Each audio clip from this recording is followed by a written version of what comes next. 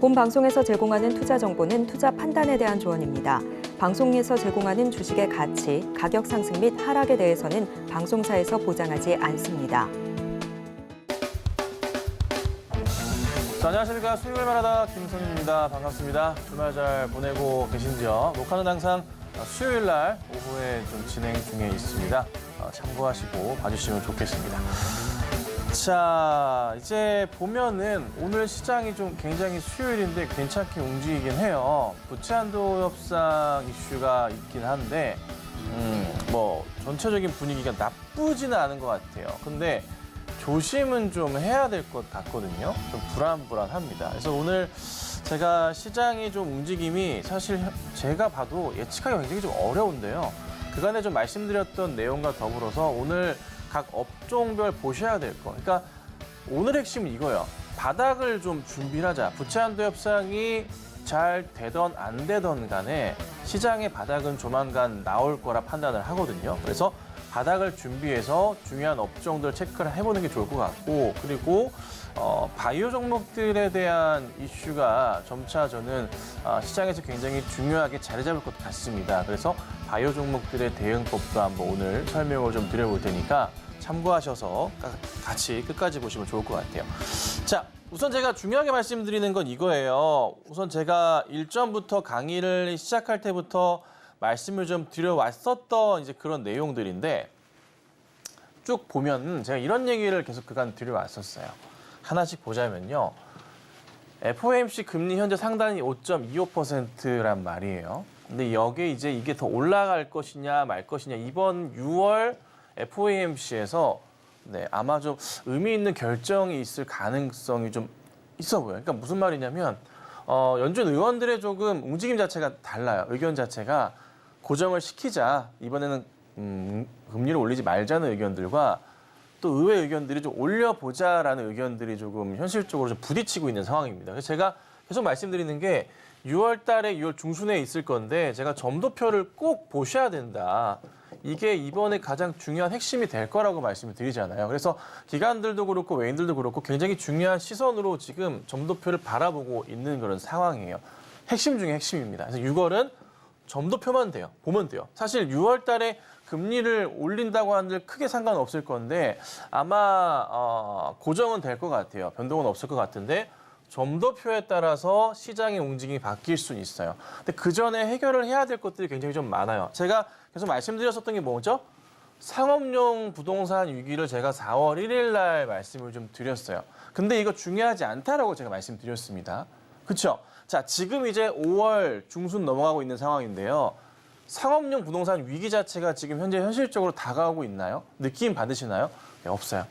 전혀 없습니다.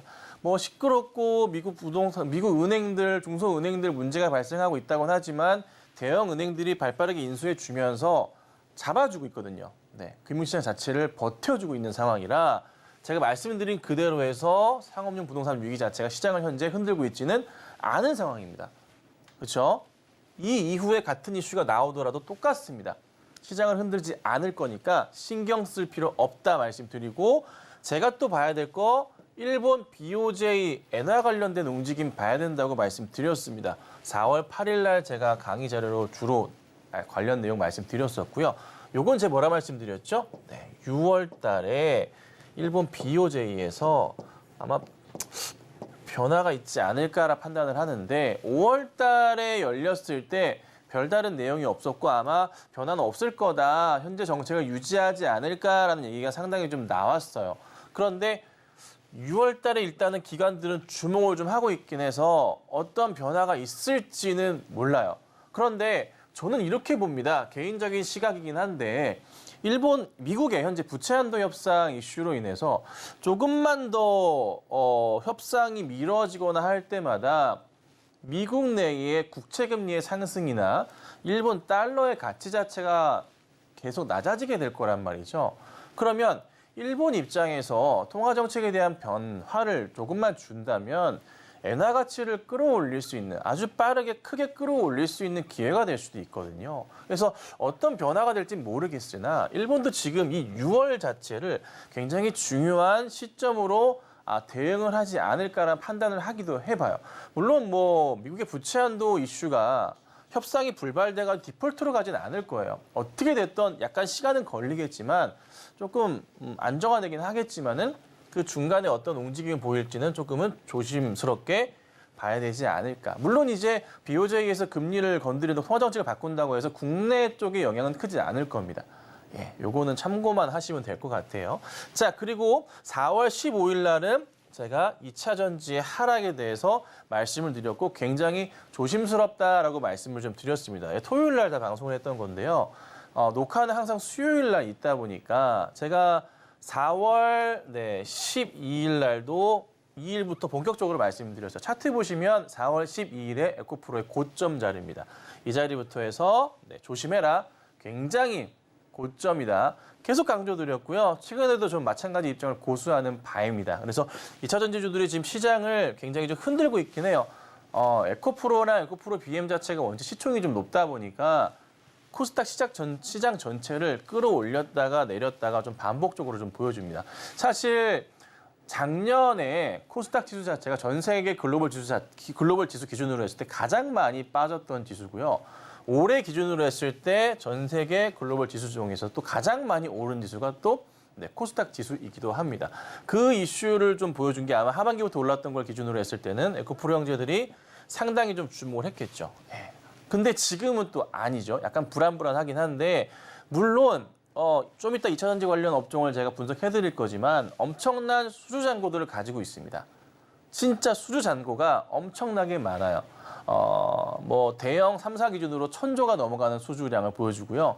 20년 이상의 수주 잔고를 보여주기도 합니다. 그만큼 좀 주목을 받지만 현 시점에서 일단 너무 높은 건 사실이라 조정을 좀 거친 이후에 다시 재반등은 할 겁니다.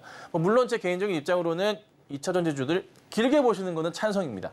하지만 단기적으로 빨리 올랐다는 거에 대해서는 조심할 필요가 있다라고 말씀을 드렸었고 요 내용을 제가 또 전체적으로 체크를 해드렸어요. 그러니까 뭐 잘 체크를 해드렸던 것 같아요. 지금 보면은 이 근래에 한 2달가량의 시간 동안 제가 이 강의를 시작하면서부터 해서 시장의 전체적인 흐름을 잘 읊어드렸죠. 자, 그다음에 SG증권발 CFD 신용거래 사태 관련해서 아직까지 시장이 영향을 좀 받고 있습니다.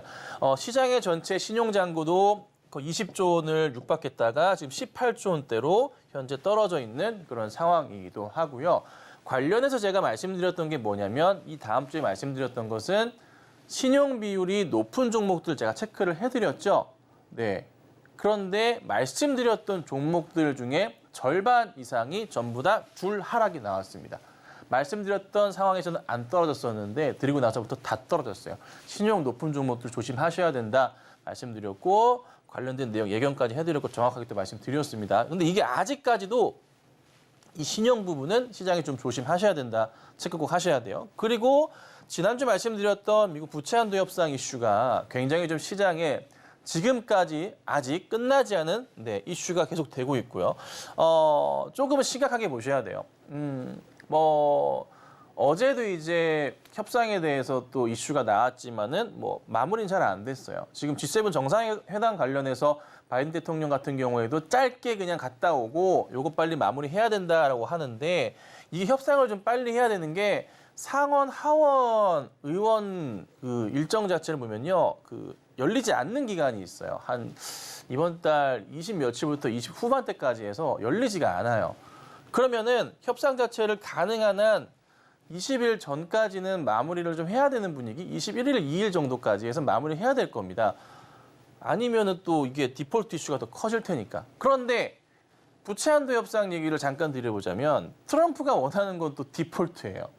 디폴트가 나야 민주당 지지율 자체가 떨어진다고. 제가 지난주에 말씀드렸지만 하원 공화당 차지하고 있잖아요. 하원은. 거기에서 요구하는 것들이 조금 예산 삭감에 대한 부분이 굉장히 좀 많단 말이에요. 그래서 그런 부분들을 좀 미국에서 좀 이 대통령이 들어줘야 될 건데 상원에서도 이슈 잡아줘야 될 건데 그게 아닌 상황이거든요. 그래서 사실 내년 대선 맞춰가지고 공화당도 지금 좀 어떻게 좀 많은 좀 지지율을 올려야 되기 때문에 굳히기 전략을 좀 상당히 들어갈 것 같고 디폴트로 가면 갈수록 사실 네, 현재 정권이 불리한 거지 뭐 공화당 입장에서는 불리한 건 전혀 없거든요. 그래서 조금 더 옥죄지 않을까 싶고요. 협상 자체가 조금 진행이 될 것 같다, 조금 진전이 있었다라는 기사도 있었지만은 솔직히 저는 잘 모르겠어요. 조금만 더 보셔야 되고요. 아직 결론이 안 났잖아요. 그래서 결론이 나기 전까지는 당분간은 저는 보수적인 스탠스를 취하는 게 맞다라는 입장을 한 번 더 좀 말씀을 좀 드리는 거고요. 이런저런 좀 이슈를 보니 중요한 건 뭐예요? 해결돼야 될 것들이 하나씩 굉장히 많은 이슈들이 생기고 있어요. 그러니까 가만히 앉아서 생각을 해보면은 안 좋은 소식들이 다 많은데 이럴 때일수록 무슨 이슈가 나옵니까? 바닥에 대한 이슈 자체가 크게 자리를 잡아요. 그래서 제가 계속 강조드리는 게 지난주부터 말씀드리는 것은 진짜 큰 시장이 한번 올 수 있다. 그러니까 일생일대의 기회가 자주 오는 건 아니지만 저희가 동학개미운동 있었던 2020년대 초 코로나 이슈로 많이 빠졌던 시장 그 정도 수준까지는 아니겠지만 그 정도의 기회가 오는 시장이 조만간 열릴 것이다라는 겁니다. 그래서 준비를 좀 철저히 하면 좋겠다 해서 제가 꾸준하게 체크를 그간 한 2달 동안 드렸던 거니까 참고하시면 될 것 같아요. 자, 중요한 건 이거예요. 제가 바닥을 보자 말씀드렸는데 시장이 바닥이거나 지금 현재 아니면은 하락 신호가 좀 더 있거나에 대한 체크를 한번 해보긴 해야 돼요. 무슨 말이냐면 여기서 지금 바닥을 확인하고 바로 별로 안 빠지고 부채 한도 협상에서 마무리가 돼서 올라갈 가능성도 있고 아니면 디폴트 이슈가 크게 더 번져버리면서 한번 깨졌다 시장이 올라갈 수도 있잖아요. 근데 두 가지 패턴을 좀 보여준다는 말이거든요. 근데 요걸 한번 말씀드릴게요. 자, 제가 왜 시장을 계속 바닥이라고 보는지에 대한 부분. 자, 들어보세요. 최근 1년간 미국 기관 투자자들이 450조 원 정도 매도를 했어요. 자기네 자국에서. 그리고요. 미국 기준으로 해서요. 단기 금융시장 MMF 대기자금 통장에 들어가 있는 거예요. 자, 7천조 원이에요. 7천조 원 자금이 들어가 있습니다. 그리고 미국 금리 선물 트레이너들 굉장히 예민합니다. 금리에 대해서 리딩을 하고 매매를 실질적으로 하시는 프로들이거든요. 금리 선물 트레이너들이 가을에 금리를 인하하지 않을까라고 전망을 좀 하고 있어요. 네, 하나씩 보시라는 거예요. 그리고 좀 전에 말씀드렸었던 대로 트럼프는 원래 좀 성격 자체가 아주 좀 강하신 편입니다. 그렇죠? 강하기 때문에 이런 얘기를 많이 해요. 차라리 디폴트가 돼야 된다. 디폴트가 와야 공화당이 우세하다는 건 이런 판단들 시끄럽기도 하고요. 그다음 제가 또 보여드릴 건데 차트를 빅스 공포 지수하고요. 미국 1개월 단기 채권 차트를 잠깐 제가 먼저 보여드릴게요.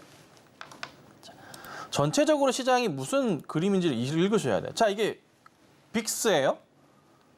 빅스 제가 한 3년치 차트를 갖고 왔는데 이 빅스 공포지수 자체가요. 시장에서 전체적으로 봤을 때 이 빅스가 이 차트에서 이 바닥 라인 있죠. 이 추세에 있을 때 시장은 거의 단기적인 바닥을 항상 보여요. 그러니까 시장이 좀 불안하거나 안정적인 상황으로 좀 보여지거든요, 저는. 그러니까 시장이 안정적이니까 바닥을 확인하고 있는데 이게 근데도 하단 라인을 기록하고 있어요.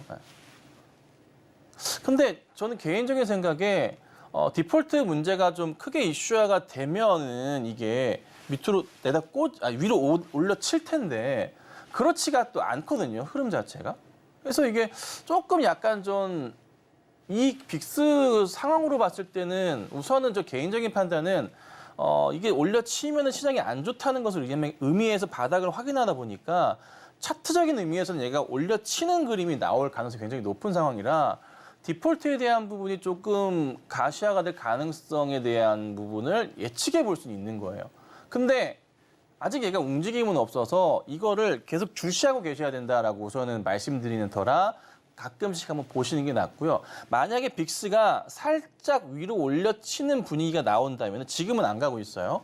네, 아마 인버스에 대한 얘기 제가 드렸지만은 빠르게 인버스에 대한 투자를 하시는 것도 방법 중에 하나다 말씀드리고, 근데 빅스는 움직임이 없지만 원래 빅스가 급등이 나오면 얘가 움직이면 빅스도 같이 가져야 되는데 미국 1개월 단기 국채 자체가요 지금 단기적으로 굉장히 많이 급등을 했어요.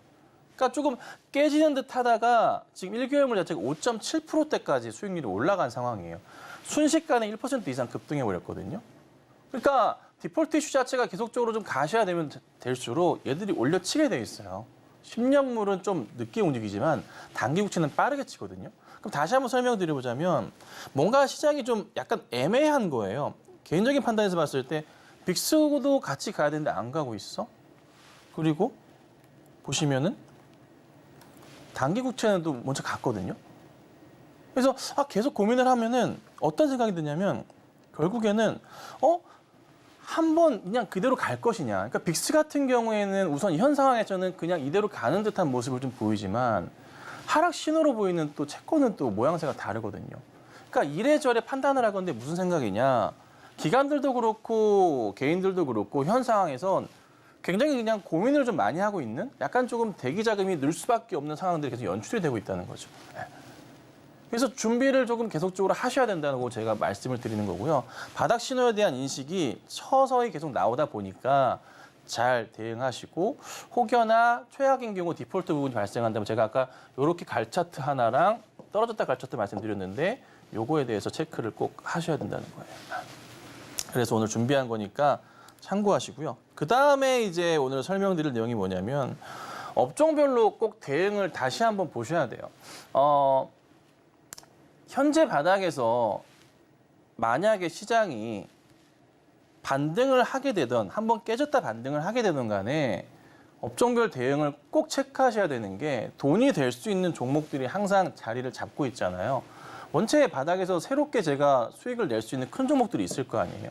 근데 반도체도 보면요. 좀 재밌는 현상들이 나타나요. 시장 전체가 조금 바닥을 치면서 서서히 뭐 더 깨지거나 현재 바닥을 유지하고 반등이 나올 건데 같은 이슈로 본 건 아니지만 어쨌든 디램 가격 자체도 최근에 바닥이 굉장히 근접해 있는 상황이거든요. 그리고 여기에 보시면 아시지만 삼성 같은 경우도 감산 이슈가 있기도 하고 그렇죠? 보통 이렇게 감산도 있고 디램 바닥이 가격 바닥 근접에 있을 때 여러 고민들을 하는데 기관들이 분석한 자료에 의하면 3에서 6개월 내로 반도체 저점 바닥을 지날 가능성이 높다라고 좀 얘기를 해요. 근데 지금 미국에서 계속 얘기 나오는 게 또 뭐가 있습니까? 경기 침체에 대한 얘기가 앞으로 최소한 뭐 1년 정도는 경기 침체가 나올 거다. 계속 얘기를 한단 말이에요.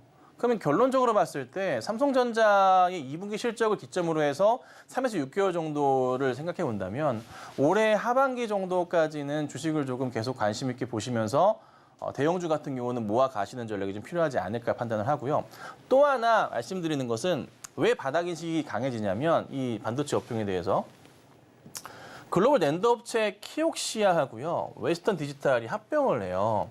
근데 항상 그랬었어요. SK 하이닉스 옛날에도 그랬었고 하이닉스가 SK로 넘어갈 때도 그랬었고요. 일본 시장도 그랬었고요. 반도체 시장에서 M&A 이슈가 나오면요. 업황이 저점에서 반등하는 신호를 항상 해석을 해요.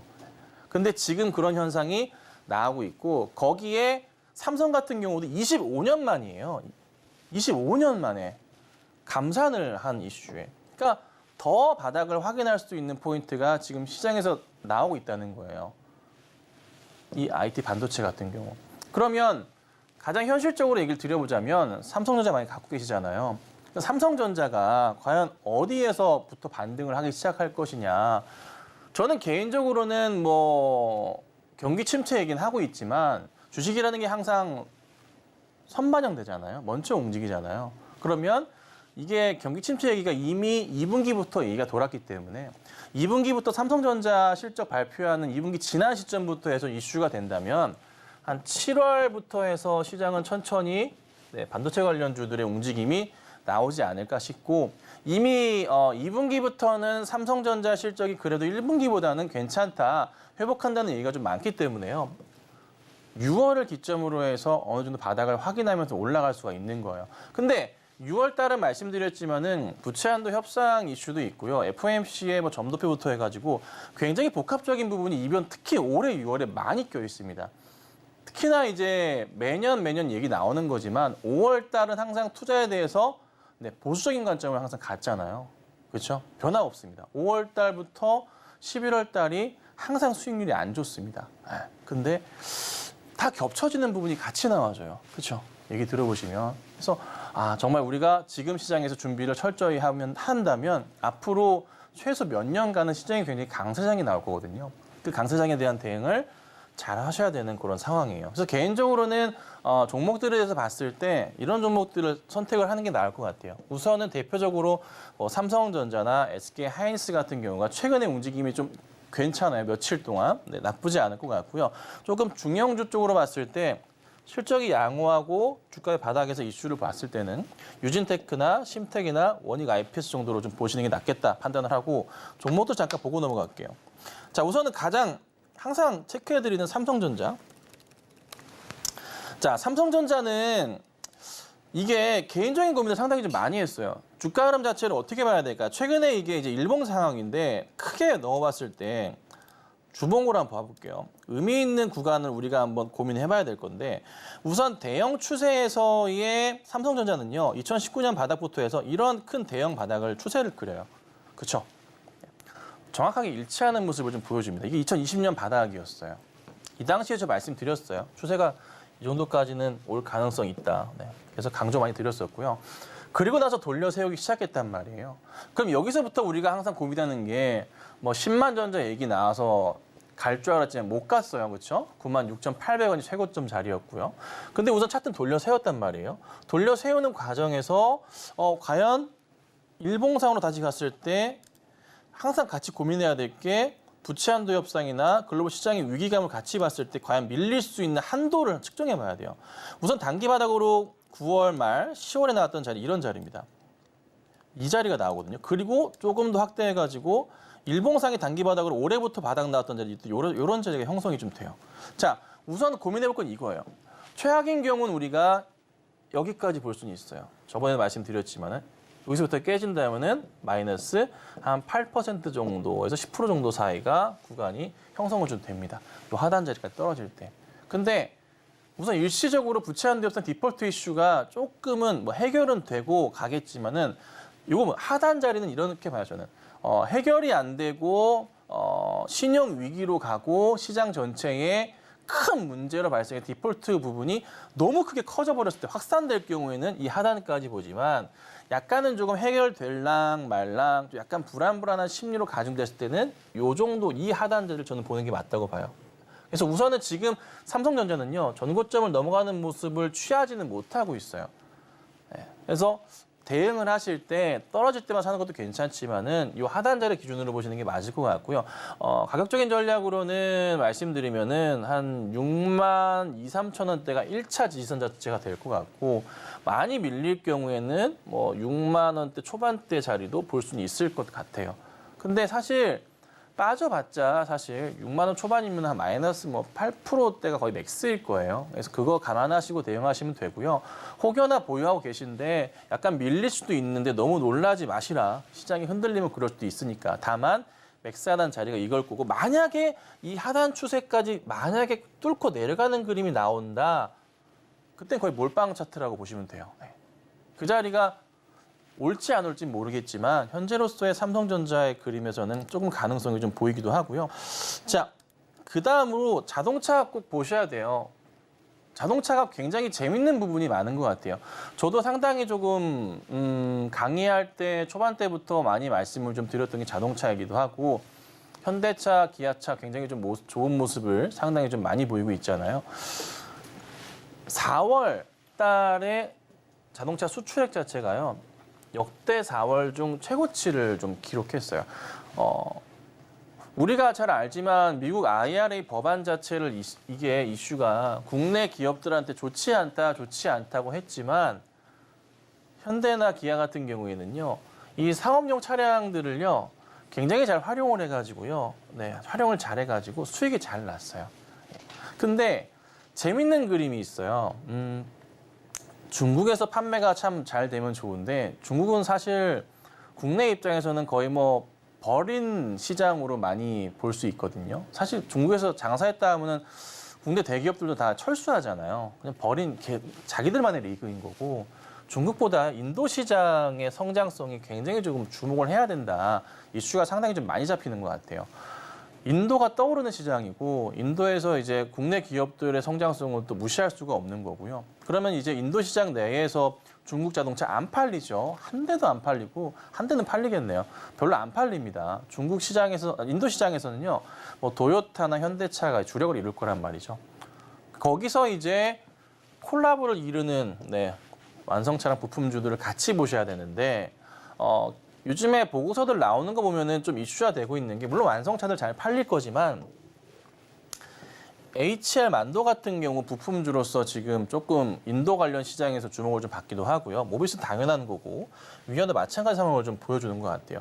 뭐 여러 종목들 다 있고 뭐 이미 그 중소형 종목들 부품주들 흐름이 나쁘진 않아요. 그런데 저는 그래도 시장이 한번 다시 크게 움직이거나 할 때 항상 강조드리는 것은 대형주의 흐름을 항상 보시라고 말씀드리거든요.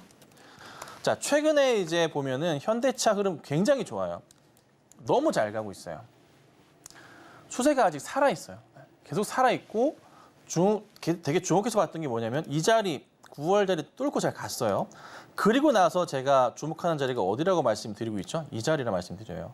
여기. 그러니까 어느 자리냐면은 바로 이 자리. 여기 나름 한 5, 6개월 정도 박스권 자리 형성하고 있거든요. 여기에 매물벽이 좀 있어요. 걸려 있긴 해요, 이 자리 자체가. 그래서 이번에 개인적인 판단으로는 부채한도 협상 이슈만 조금만 잘 마무리가 되면 좋겠는데 그렇지 않을 경우는 사실 이 벽을 뚫고 가기는 쉽지 않을 거예요. 단기 조정이 나올 수는 있고요.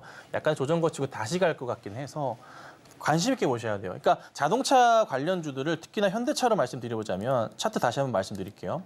어떻게 보시면 되냐면 자 이렇게 보세요. 단기 추세에서 이 그림 나와요. 현재. 요 그림 나오는데 요 하단 자리예요. 자, 만약에 부채한도 협상 관련해 디폴트 이슈 커지고 시장 시끄러워지면은 이 하단까지 옵니다. 하단까지 와요. 가격적으로요. 19만 원 초반대까지 옵니다. 안 올 수도 있어요. 잘 마무리만 되면. 근데 만약에 온다 싶으시면 올 것 같다 분위기 한 점점 시간은 가고 있으니까 이번 주 지나고 다음 주 가면 또 시끄러워질 게 뻔하거든요. 네. 오는 분위기로 가면은 흔들릴 수는 있지만 개인적으로 현대차 보유하고 계시다면은 팔지 않으시는 거 추천드려요. 그냥 가져가시는 것을 말씀드리고요. 어차피 이 조정 나왔다가 다시 올라갈 거예요. 다시 올라가면서 힘겨웠던 이 박스권 전에 자리를 뚫고 가는 그림이 나오게 됩니다. 왜 그러냐면 현대차도 그렇고 기아도 그렇고요. 실적 이슈가 너무나 강하기 때문에 그래요. 쉽게 꺾이지 않을 거고요. 자동차 판매량 자체가요. 4월도 그랬지만은 5월, 6월 계속 좋아질 거예요. 뭐 하반기 경기 침체 얘기하고 있긴 하지만 다행스럽게도 이 IRA 법안 활용도가 굉장히 조금 잘 되고 있고요. 그리고 전기차도 성장성 자체가 무시 못할 정도로 현대기아차의 흐름이 괜찮거든요. 특히나 지금 더 얘기 나오는 건 테슬라는 저는 이제 한물 같다고 보고요. 같죠. 네. 테슬라의 자리를 뭐 현대차나 기아가 굉장히 많이 잡아먹지 않을까 판단을 해요. 예. 아마 지금 얘기 나오는 거는 한 2030년 정도? 그 정도 기준으로 해서 34년인가 기준으로 해서 현대차가 글로벌 1위 업체가 될 가능성이 있다. 10년 안쪽으로 해서 그런 얘기도 들고 있는데 그 중심에 있는 게 미국 쪽이 좀 이슈가 될 수 있으니까 참고하시고 그다음 봐야 될 게 2차 전지예요.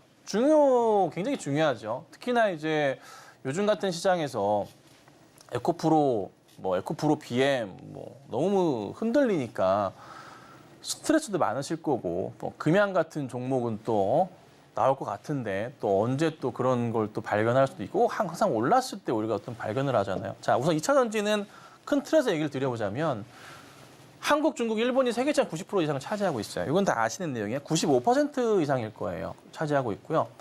시장 조율 1위 업체가 중국 기업, 2위가 엔솔이에요. 그리고 3위가 일본 파나소닉이고 나머지 BYD, 삼성 SDI, 6위 SK이노베이션 자체는 비슷한 비율로 차지하고 있습니다. 주로 이제 거의 얘네 둘 1위, 2위가 굉장히 비율이 높아요. 파나소닉이 좀 추격하는 상황인 것 같고요.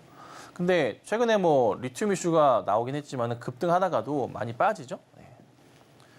특히나 이제 에코프로 두 형제가 공급 과잉 우려감 때문에 최근에 하락을 하긴 했어요. 근데 저는 이거를 전체적으로 우리 투자자분들 봤을 때 긍정적으로 보시는 부분이 뭐냐면 아직 안 팔고 계속 가져가신 분들 많아요. 저 바닥부터 오래되신 분들이 있잖아요. 급등 나왔을 때 안 파신 분들. 뭐 급등에 따라가신 분들은 어쩔 수 없지만 그 전부터 가치를 보고 가져가신 분들 굉장히 좀 많단 말이에요. 그분들 이슈가 뭡니까? 네, 이거 하나 보죠. 수주잔고. 사실 현실적으로 수주잔고 얘기를 해보자면 에코프로나 뭐 포스코 애들은요. 주가가 더 가야 돼요. 현실적으로. 진짜로 말씀드려보자면. 너무 단기적으로 좀 급등을 했기 때문에 재밌는 거는요. 포스코 퓨처엔 같은 경우나 뭐 몇몇 기업들의 수주 잔고가 이게 1년치, 2년치 수주 잔고가 아니라 10년, 20년치 수주 잔고가 깔려 있어요. 특히나 배터리 대형 3사 같은 경우는 수주 잔고가 1,000조 정도가 돼요. 근데 이게 수십 년치예요. 계약이 돼 있는 게 수십 년치 잔고를 갖고 있어요. 이런 상황이거든요. 그러니까 왜 기업들이 왜 에코프로 같은 경우가 한 5, 6년 뒤에 실적이 현재 주가에 반영돼 있는 거잖아요. 냉정하게 따져보자면. 그런데 더 길게 본다면 사실 현재 주가도 싼 종목이 맞는 거죠. 사실 현실적인 부분으로 봤을 때는. 그렇게 판단을 하는 거예요. 근데 항상 그렇지만은 제가 자주 말씀드리는 거 있잖아요. 뭐가 있나요? 항상 사람 많을 때 조심해야 된다고. 사고 난다고. 부동산도 그렇고요. 주식 종목도 그렇고 다 똑같거든요. 우리 사람 사는 게 다 그렇잖아요. 사람 많을 때 항상 사고 나잖아요. 에코프로 너무 시끄러웠잖아요. 그렇죠? 결국 사고 나고 주가가 좀 떨어지긴 하는데 에코프로 차트 한번 잠깐 볼까요? 네, 오늘 좀 반등이 좀 있어요. 어제부터 해서. 네, 요게 에코프로 차트예요. 개인적으로는 이게 굉장히 좀 힘든 차트로 보여요. 그러니까 뭐 떨어지는 것은 제한적일 것 같긴 해요. 지금부터는 꽤나 버틸 것 같은데 문제는 뭐냐면 이게 급등이 나오면서 이렇게 올려쳤잖아요. 한 번 더 가는 싶었는데 올려가질 못해요. 무슨 문제가 발생하냐면 여기서 심리가 작용을 해요. 주식은 이제 심리학이라고도 하잖아요. 항상 그렇지만은 사람이 몰려 있는 상황이에요. 이때 당시는 고점 자체가 첫 고점 자체가 저는 이때부터 조심하라고 말씀을 드렸었고 그렇죠? 네. 그런데 반등이 나오면요, 이게 본전 심리가 항상 작용을 합니다. 본전 심리가 작용했다가 살짝 밀리는거나 뭐 재미가 없는 경우 포인트에 사람들이 정리를 하거든요. 항상 특히나 사람 많을 땐 그런 심리적 요인이 많아요. 근데 더 문제가 뭐냐면 에코프로를 10% 올리기 위한 뭐 비용 자체를 계산해 봤을 때 말도 안 되는 금액이 들어간다는 거죠. 그만큼 많은 사람들이 이 종목에 대해서 매수를 해줄 거냐에 대한 부분을 계산을 해봐야 돼요. 자, 에코프로로 말씀드려보자면요. 현재 시총 14조예요. 10%를 올리려면 사실적으로 1조 4천억 정도가 필요하겠죠. 뭐 물론 이 계산 방법이 맞는 건 아니지만 그만큼 많은 금액이 좀 필요한다는 거. 최소한 뭐 그의 절반 정도 비용은 들어가겠죠. 그런데 시장이 지금 신용 비율 어떻게 되고 있는 시장 전체에서 흘러내려가고 있잖아요. 제가 신용 종목 조심하셔라 하고 말씀드렸던 종목들이 있죠. 대표적인 종목 뭐 있나요? 아이고. 바이오니아 이런 거 떨어지기 전에 말씀을 드렸어요. 이런 흐름들. 계속 오늘은 뭐 반등이긴 하지만 더 갈지 여부는 좀 체크는 해봐야 될 것 같고 다른 종목도 굉장히 좀 많거든요. 또 이런 종목들이 계속 존재하긴 하는데 에코프로 같은 경우도 신용이 한계점은 있지만 사람들이 어쨌든 전체적인 시장에서 신용 잔고 비율이 많이 내려갔잖아요. 그러니까 종목에 대해서 매수 자체를 한다는 것 자체가 현실적으로 약간 거부감이 들 수밖에 없는 거예요. 지금 아까 좀 전에 말씀드렸던 미국 시장 내에서도요. MMF 자금은 7천조 원 쌓여 있고요. 다 현금을 쥐고 현재 지켜보고 있거든요. 기관들도 지금 계속적인 매도 사인을 내고 있는 상황이고 에코프로가 아니라 시장에서 현금을 쥐고 있는 상황이거든요. 다 포커스는 어디로 갑니까? 말씀드렸던 대로 6월 달에 점도표랑 부채 한도 협상이 가장 핵심 중에 핵심이에요. 지금은 우리 시장에서. 그러니까 요거 꼭 보셔야 되고요. 이게 가장 중요하다. 그래서 우선 당장에 있어서는 더 이상 하락은 저는 꽤나 제한적일 수는 있어요. 잘 버티긴 할 것 같은데 이 고점으로 갈지 여부는 좀 미지수긴 해요. 그래서 2차 전지주들은요. 앞으로 보실 때 조금 천천히 체크하셔야 되고 급등을 좀 노리고서 대응하기보다는 만약에 너무 고점에 매수하고 계시다면은 최소한 손실을 줄이시는 전략으로 대응하시는 게 가장 나으실 겁니다.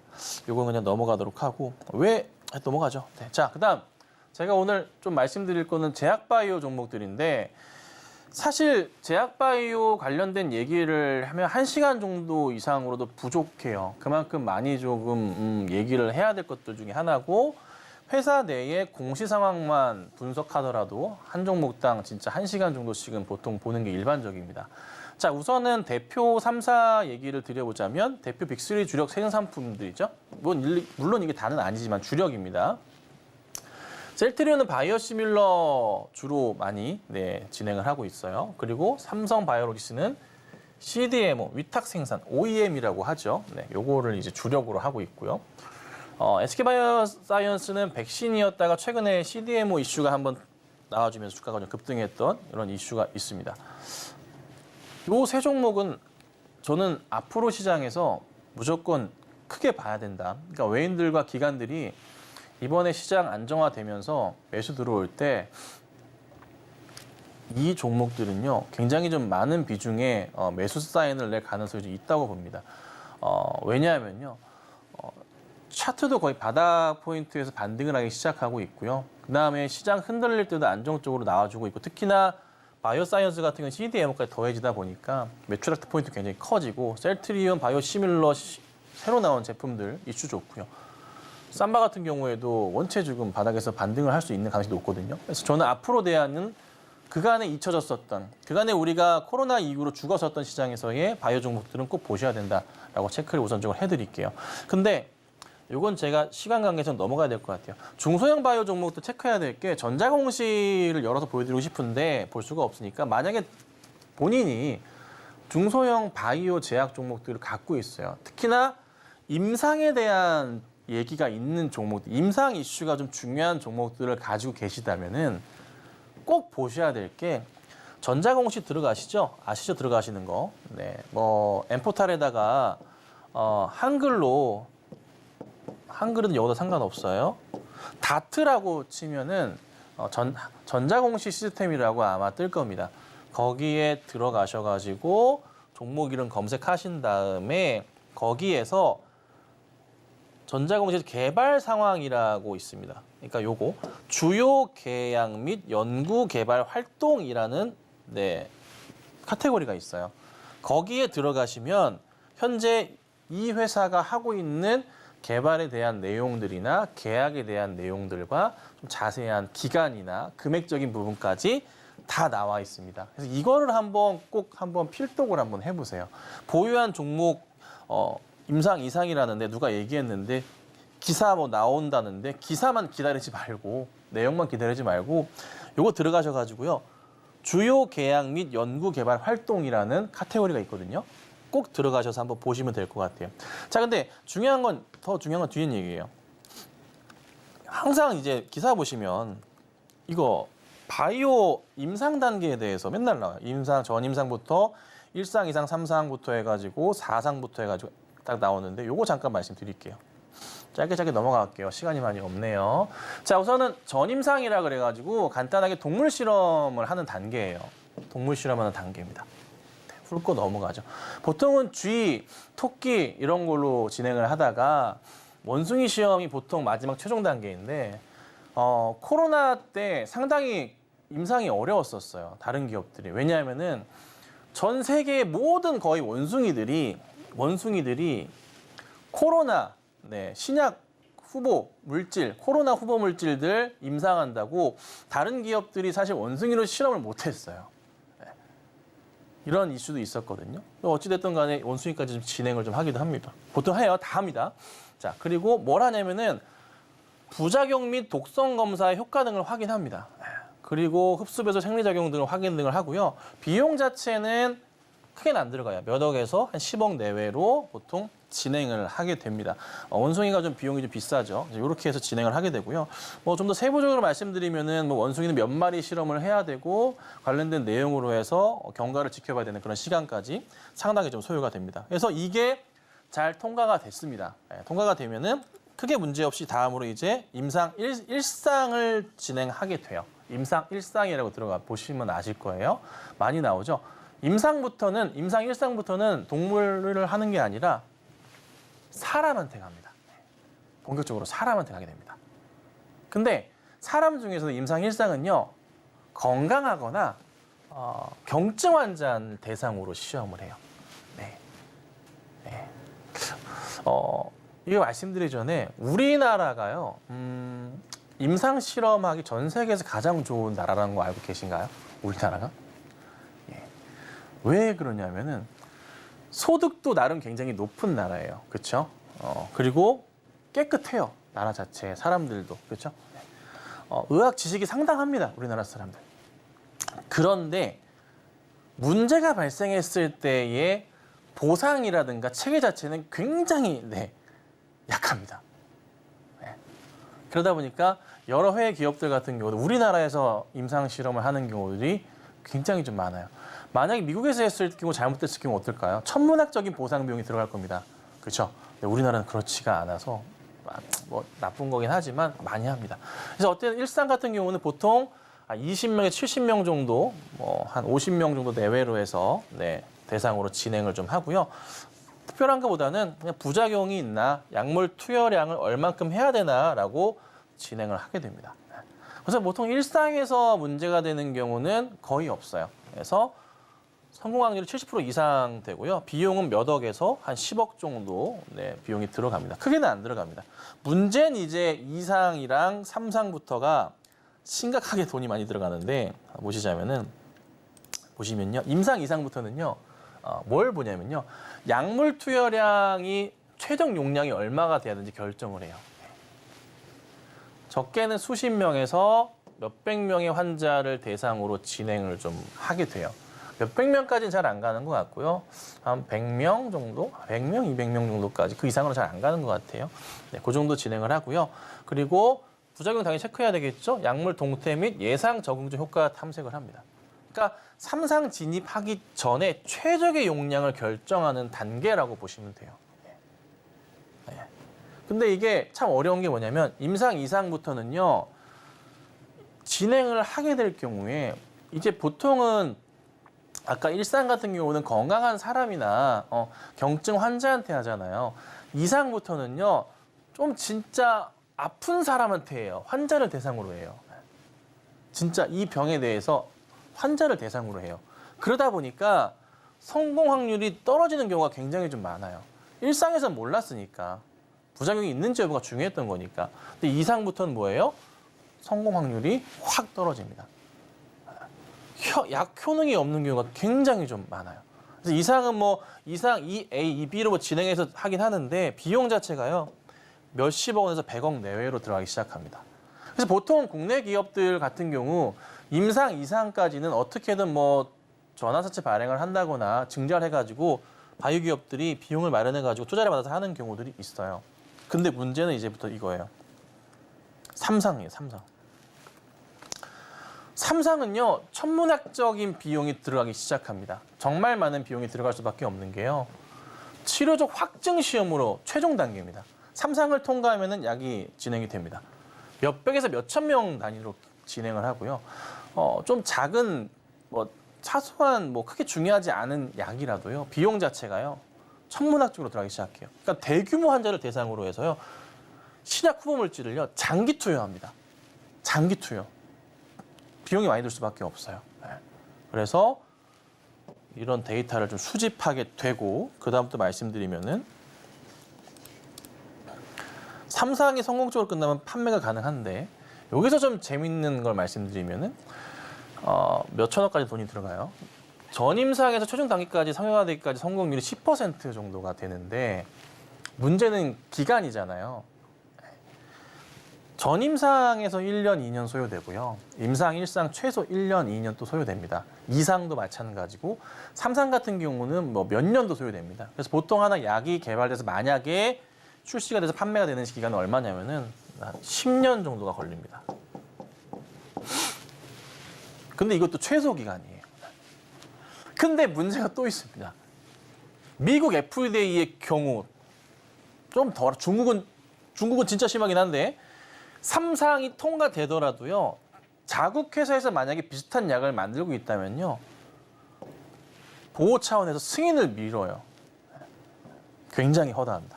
승인을 미루는 경우가 굉장히 좀 많습니다. 뭐 로비도 해야 되고 하겠죠. 그래서 약이 만들어지더라도 굉장히 좀 오랜 시간이 조금 걸리는 경우가 좀 굉장히 좀 허다하고요. 비용적인 측면부터 해가지고 복잡한 게 많아요. 하지만 3상까지 하게 될 경우 뭐 어쨌든 성공적으로 마무리가 된 거니까 참고하시면 돼요. 근데 일단 제가 여기까지 말씀드릴 건데 마지막으로 들어보셨을 거예요. LO라고 라이센싱 아웃이라고 해요. 이거를 국내 기업들이 굉장히 좀 많이 합니다. 만들었다가 팔아요. 해외에 이 약 개발한 거를. 보통 언제 하면은 2상까지 마치고 많이 해요. 2상을 성공시킨 다음에 많이 팝니다. 왜 그러냐면 3상부터는 뭐예요? 돈이 국내 기업에서 감당이 안 돼. 그죠? 그래서 예전에 많이 나왔던 뭐 조단이 뭐 계약을 한다더라. 뭐 한미 같은 경우도 그랬었고요. 주가가 막 급등을 하는 거죠. 보통 2상에서 라이센싱 아웃이라는 걸 통해서 해외 기업한테 지금까지 개발한 상황들을 전부 다 팔아 넘기는 일을 국내 기업들이 상당히 좀 많이 합니다. 비용 때문에. 그래서 그 상황이 좀 발생하는 건데요. 참고만 하시고 보시면 될 것 같고 그 다음으로 짧게 그냥 넘어간 4상 같은 경우는 약 출시된 이후에 부작용이 있는지 없는지 체크하는 그런 단계라고 보시면 좀 될 것 같습니다. 그리고 N분의 N상이라고 두 개를 같이 하는 경우예요. 특별한 건 없어요. 2상이면은 1상과 2상을 같이 하는 이런 식입니다. 요거는 한번 참고만 하셔서 읽어보시면 될 것 같아요. 자, 그래서 오늘 보면 뭐 전체 시장 분위기 잠깐 읊어드렸고요. 바이오 쪽과 이제 자동차 2차전지 말씀드렸는데 시장이 조금 바닥을 확인하고 있어요. 이 바닥만 확인되고 가면은 아마 굉장히 좋은 이슈 또 매수할 수 있는 큰 시장이 될 수 있거든요. 그래서 차분하게만 지켜보시고 대응하시고 같이 좀 수익 내시면 좋을 것 같습니다.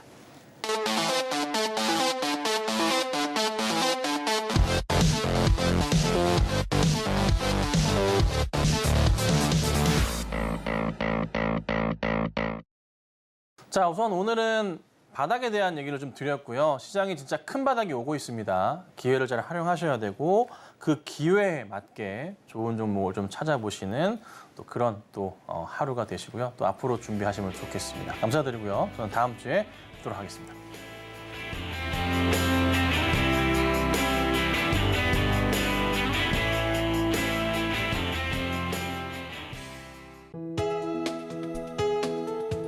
본 방송에서 제공하는 투자 정보는 투자 판단에 대한 조언입니다. 방송에서 제공하는 주식의 가치, 가격 상승 및 하락에 대해서는 방송사에서 보장하지 않습니다.